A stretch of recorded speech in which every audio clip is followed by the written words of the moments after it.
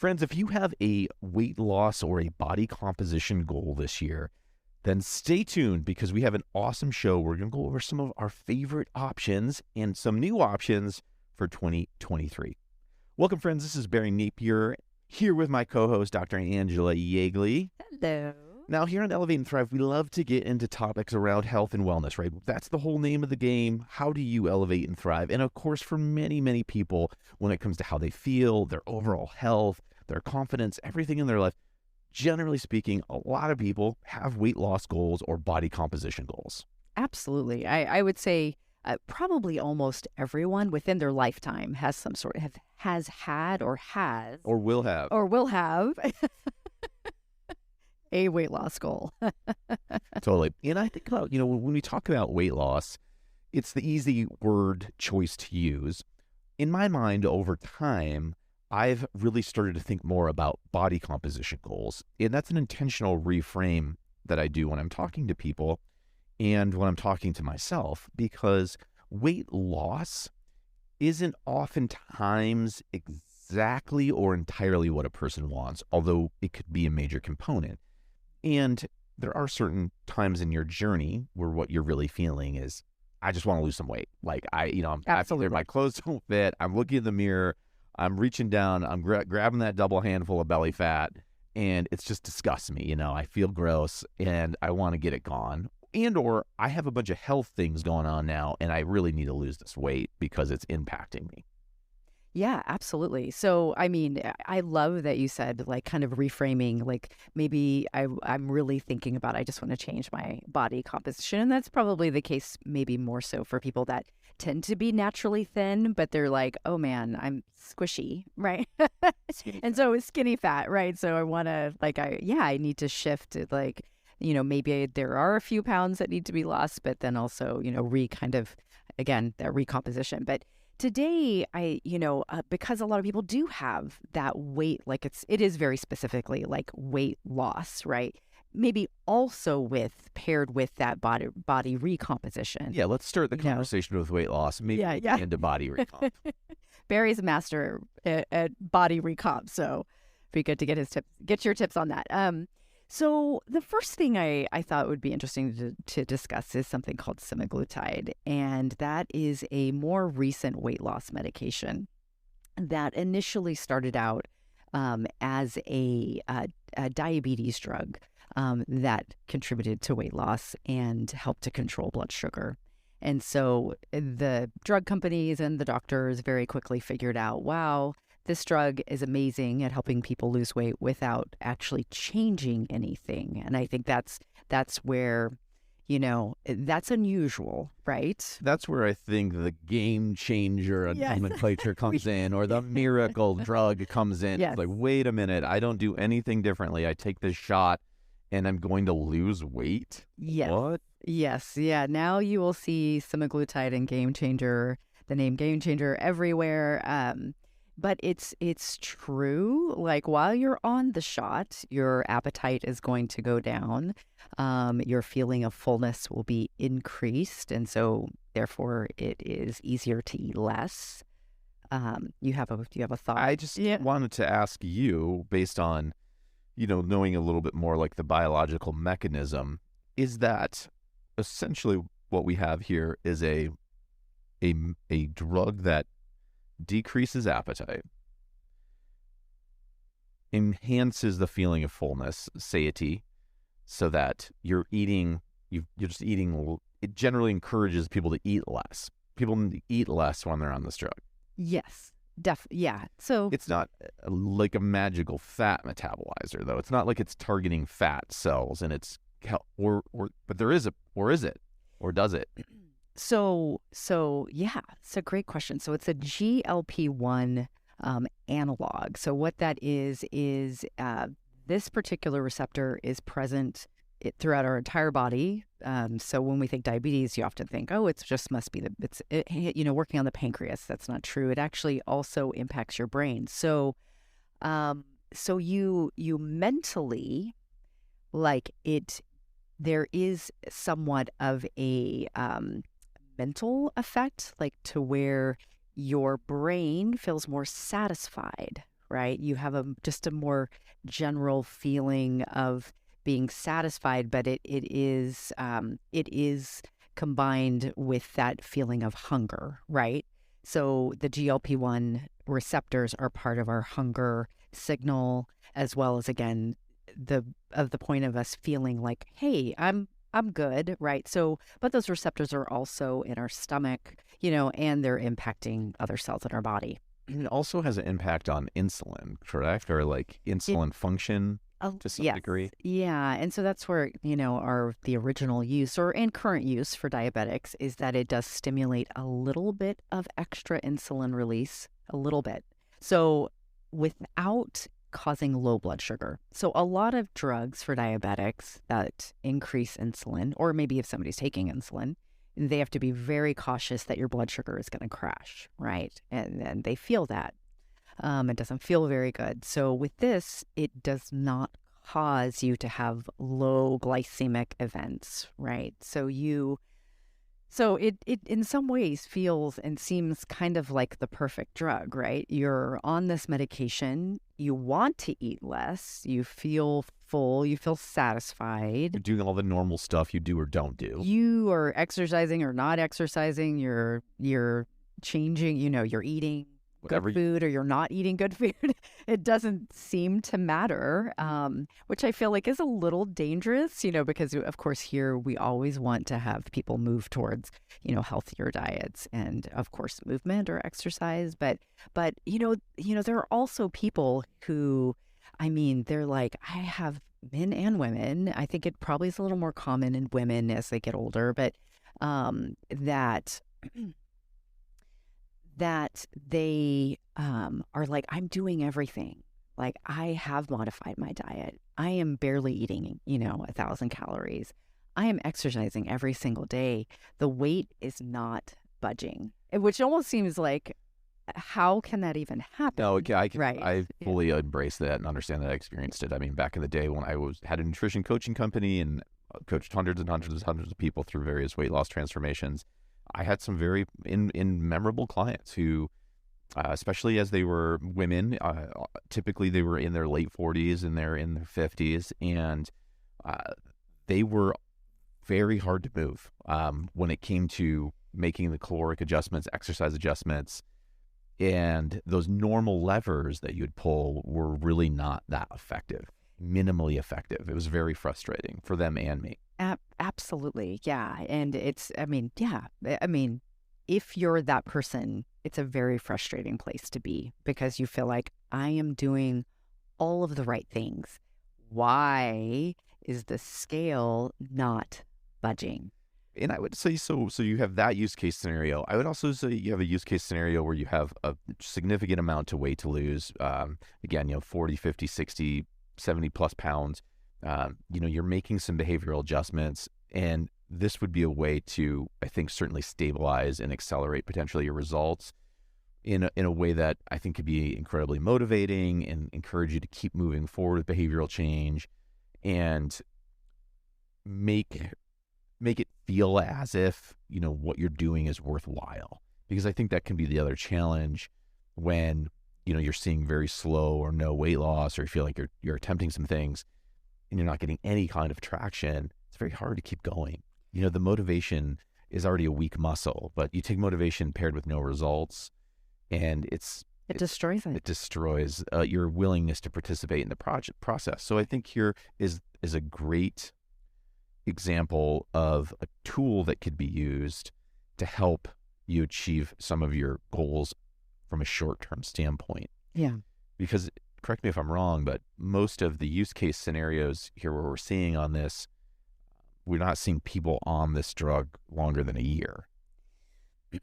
It actually can be used longer than a year.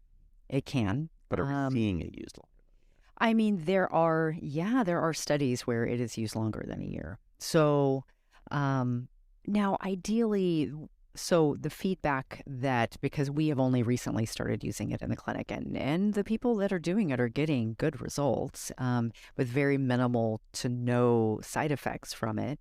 But the big question I get is, so then what happens once I stop taking this drug? A doc that I work with and refer to quite a lot, he's an orthopedic doctor in Bellevue, which is, not too far away from here, who has used it for a long time. What he sees in his patients long term, because he's using it for weight loss for people that if they have to have orthopedic surgery, they can't do it without having weight loss. That in his experience, that most people maintain. And talking with another pharmacist who has used and supplied semaglutide for patients, for docs for a long time now, has concurred that most people can actually will maintain their weight after off the drug.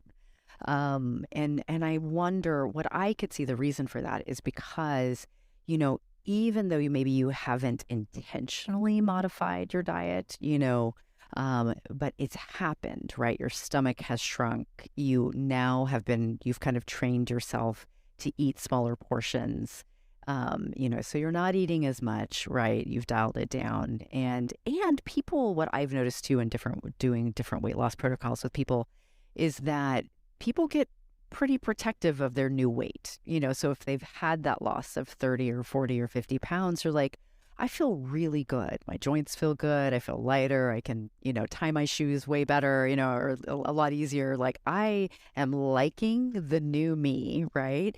And I want to keep this here. Now, nothing is magic, right? Like, so if you come off the drug or your, whatever regimen is working for you to cause weight loss, you're going to gain weight back. Right. If your behaviors revert, you take the drug away, or your behaviors never change, you take the drug away, and you're in a position where the things you were doing are causing weight gain, then it's going to cause weight gain again, right? Yeah. So it's like, does this work? Yes. Will it work long term? The question is, it depends. And what does it depend on? It depends on you. And it depends on how you're able to change and adapt and grow and evolve. This could be a great tool to get you to a new spot where you could, along the way, build new, healthier habits, new, healthier versions of yourself that could allow that to maintain. We'll probably circle back and do a whole episode on this. We went long and deep on this because it is kind of new this year out of all the different weight loss options that we kind of pursue and heartily recommend here. This is one of the newer ones. So we're very excited to see how this continues to play out. I continue to wonder what this would be like if you took an individual who has 20, 30 pounds to use, who has a relatively high exercise base, high fluid fluency, and you use this to accelerate what would normally come from, weighing and measuring foods, taking a macro approach. It's still fascinating. I'm still thinking about taking the shots myself. I'm just like, what would happen if? One thing I didn't actually address, you asked me the question about fat, right? What they saw in the studies, actually, people do not the trend is you do not lose muscle. Actually, you do burn fat. Now, is it specifically a fat metabolizer? No. However, in the research, they're saying people do tend to spare muscle and burn not completely. There's nothing that you can take that is going to completely spare muscle if you're on some sort of dedicated weight loss program, right? But it does not only focus on taking easy to burn calories, essentially. There you have it. So it's a potential game changer. We're excited about it, and we're excited to continue to talk about it, explore it, and offer it to our patients here. So if it's something you're interested in, please come in. We have a very comprehensive program and approach to this that is much more robust than just getting the shots. We're really looking at it from a multifaceted angle and really looking at it from a long-term sustainability for you as well. So if you want that kind of support and you want that kind of incredible team behind you, and you're looking at semaglutide, then that's something we should explore. Let's talk a little bit briefly, because we've talked about this in the past, but let's switch gears. Let's talk a little bit about a different approach we've used in the past with success, and that's the HCG diet. So let's talk a little bit about how we use that real quick, what it is, and then how we use it. Yeah. So HCG is a diet that's been around a long time, probably since the late 70s. Research is good around it. It's very, very safe. So HCG, what it does is it's actually, in its main use, it's a fertility drug. However, if you give it in low doses, it suppresses the appetite, and it does target fat. So it puts you into ketosis. And so people will find that the hard to lose areas actually are targeted, which is pretty cool, right? So you will see, like if it's, for men, they tend to carry it, right, in the abdomen. So tends to target that. For women, a lot of times thighs and Hips and thighs. yeah, hips and thighs. Yeah. So it'll target that area. So the thing is, it has to be paired with somewhat of like a whole foods, low calorie diet. You're on somewhere between 500 to 850 calories a day. So, but because you have such good appetite suppression, most people can do it no problem at all. It's not recommended for people who have a high amount of physical activity or training that they're doing. So, in fact, it's counterindicative to that. So if it's a person's on this, they're not also doing a bunch of CrossFit, a bunch of other weightlifting, training, marathon running, that type of thing. Well, I will tell you, you would think that, and that is mostly true, but I've had people who do that who are competing like on the Seattle to Portland ride. They're training. I've had people doing extreme mountaineering training for that. I've had people who are runners that are training for like marathons who have done the diet. What they have to do on the days that they train, they eat more calories and they still lose weight.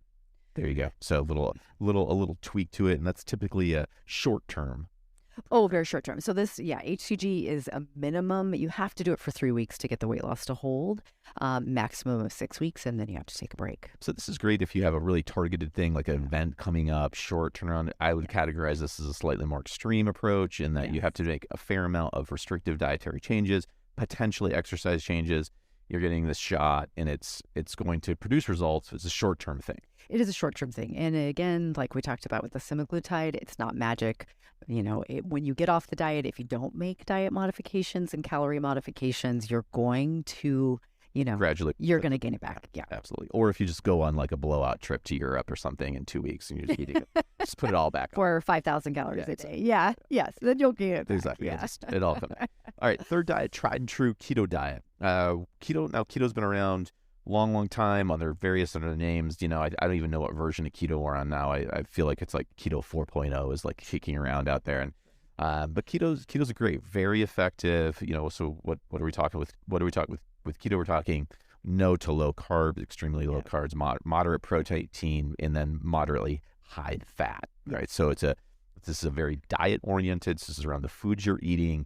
This could also introduce some other factors, but essentially that you're cutting carbs out pretty substantially. For what benefit? It will target, it encourages fat loss, which is pretty amazing. Again, it's because you're in ketosis. Ketosis targets fat, so you will lose weight, even while you're eating tons of fat. So it's effective for sure. And you're eating normal amounts of calories, you're not depriving yourself. You can eat, in some cases, and they're oftentimes very satisfying meals. You're talking, protein and fat oriented meals with very, very, very low carbohydrates. Fun fact, your body doesn't need carbohydrates in order to live. You could really live without carbohydrates ever in your life. It'd be I was going to say a very sad life. Yeah. But like you look at the Eskimos, you look at some of these, native populations in really extreme remote climates. This is basically the diet that an Eskimo would have lived on. There's not a lot of green there. They're not growing. Blubber. Yeah, there's blubber. They're not eating a lot of grains. Not big wheat fields. So you're talking meat, protein, and fat. And the keto diet, the ketosis is a backup energy system that your body can use to essentially power your body without carbohydrates. Carbohydrates are a fuel.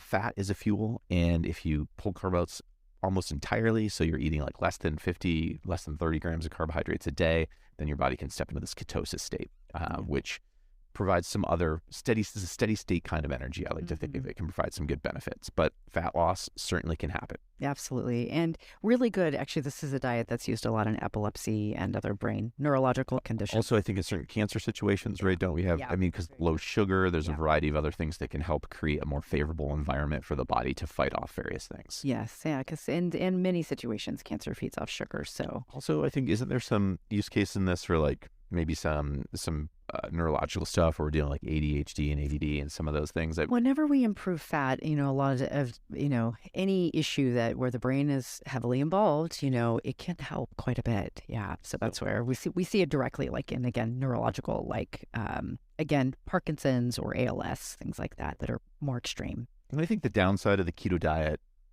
is the no carb piece. It's very hard. Yeah. We live in a carb-oriented world. Yes. All of our friends, our family, everywhere we go, everything is carbs. Carbs whisper to us in our sleep.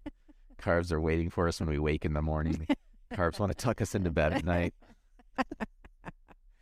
Carbs, everything is about carbs. It's very true. And yeah, you do feel a little bit isolated, I think, dietarily if you're on a keto diet, because there's no alcohol and there's no sugar and there's no dessert and, you're not sharing those things with people, right? And I think the carb versions that I like are those that include a periodic refeed or a kind of a periodic carb spike. There's a number of variations of keto style diets where every week or every other week, you have an intentional day where you pull the fat down and then you spike your carbohydrates and go absolutely crazy. I did that diet for a long time. It was very successful. I will say it does create food obsession. Oh, it does. Because you're restricting, and then you're like, I can't wait to eat. Yeah, exactly. Let's say your carb spike or your carb day is a Saturday. You literally I alienated almost everyone in my life during that time because I would just incessantly talk about the foods I was going to eat, and I'd be thinking about them, and I'd be researching, and I'd find out where I was going to go get a croissant and where I was going to have this and the pizza I was going to have, and then I would talk about it. So you're saying maybe it wasn't. And then that day I would go crazy, and I'd be like a weirdo running, go all these food places, just eating all these carbs, just being just disgusting, but like losing control. So nobody liked it. I will admit that was probably annoying to be around. You know what? It worked though. Yeah. And there is some enjoyment in just like, going nuts, feast on carbs, just like go crazy. I follow The Rock, and I see that The Rock periodically does that, and his feast days are just insane. Like he lays out the spread, like double pizzas. Rock knows what I'm talking about. He's listening to this podcast. He starts thinking about it. Yeah. He starts playing. He's got the alcohol bottles out. Right? Yeah, absolutely. Okay. Last one we want to touch on, and this can kind of plug into almost any of these other approaches, actually, and that's intermittent fasting. Yeah, I love it. So essentially, that's where you have a timed eating window. It tends to be a little more successful the shorter the window of eating is. I was going to say that, there has been research that showed that if you stop eating at a certain time of night, that does help. But another study came out recently that said, it doesn't seem like timed eating really matters. But this was also, encouraging. It was based off a study where people reported what they were eating and what they were doing themselves. They weren't tracked, right? So sometimes those studies can be a little bit faulty. But essentially you're taking a short window, and people, because you have so much time where you're not eating, your body then can focus on like metabolizing and cleaning up things and, burning fat. You start to go for that after about 12 hours. So it can be effective. Generally speaking too, when you have a eating window, let's say you're only eating over, there's an 8-hour window during the day that you eat, or a 6-hour window, or a 4-hour window in an extreme version of intermittent fasting, you eat less. You just eat less. Because you have some food, then you're not hungry, and then you have some more food, and then you're going to bed or whatever, or your meal window's over. And so it's a very effective way at reducing your overall caloric load during the day. Very effective. I did intermittent fasting for a long time. I lived that life pretty consistently for over a year, and there's things I like about intermittent fasting. I would say that it's very individualistic in terms of what style of intermittent fasting will work with you, and I think for women too, there's some interesting research on impact of aggressive intermittent fasting on hormonal function and balance too. So I think it's something that if you are wondering about it, rather than just download one of these like a trendy little fast app or something on your phone, I would recommend a consultation and like working with your naturopath to really have some baseline data points that you can assess besides just weight, how it's working and what impact it's having on your body. I think it can be really great for some people, but I think for other people too, it can be disruptive. Yeah, and I think something that we've talked about that I'm a fan of intermittent fasting and was doing it for quite a while, and because I tend to be a thinner, smaller person, that it actually went too much. Like my appetite just pretty much basically became like just suppressed. And I actually had a difficult time making myself eat. Now, I mean, I wouldn't say I was still getting normal calories in the day. Like I wouldn't call myself, anorexic in that way, but I've realized it was becoming a problem when I was like, I could go a whole day and mostly not think about eating and not worry about it. And I was like, okay, that's not healthy either. It could be a little slippery slope. Yeah, where you kind of get used to this steady, but in some ways maybe lowish, medium lowish energy, and you can kind of get decoupled from hunger factors and some other stuff that actually could be beneficial to you. So again, I think it depends on your goal and what else you're doing from a weight loss standpoint, how active you are. But certainly, I think almost everybody can benefit from throwing in a day or two during the week where you throw an IF day in. There's pretty much zero downside for that and pretty much 100% upside. So like anything else you're doing, semaglutide, it's keto, all of it, whatever, some other diet, you throw in 2 days a week where you are throwing an IF window, and it's a really great way to accelerate your results and also get some other great benefits. Well, and we know there's like longevity associated with that too. So yeah, exactly. I'm a fan. All right. Well, as you're walking out your goals this year, we're here to help. We're big believers in finding the right path forward for you that's going to work both short-term and long-term, that's going to be safe for you, that's going to be effective for you, and that's really going to put you in a place where you feel your absolute best and look your absolute best. Come see us. I'd love to review any and all of these with you anytime. All right. Well, until next time, remember, elevate and thrive. Thanks, everybody. Thanks.